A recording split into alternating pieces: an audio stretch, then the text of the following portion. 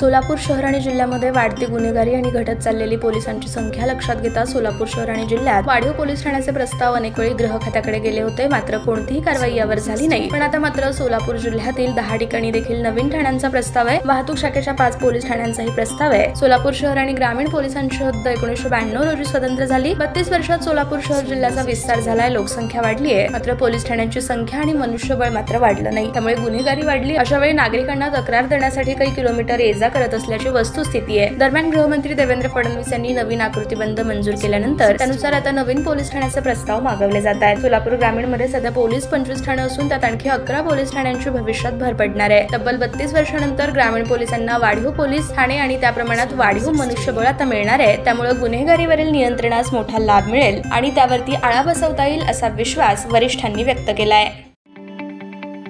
ताज्या बातम्या पाहण्यासाठी प्राईम महाराष्ट्र न्यूज चॅनलला सबस्क्राईब करा।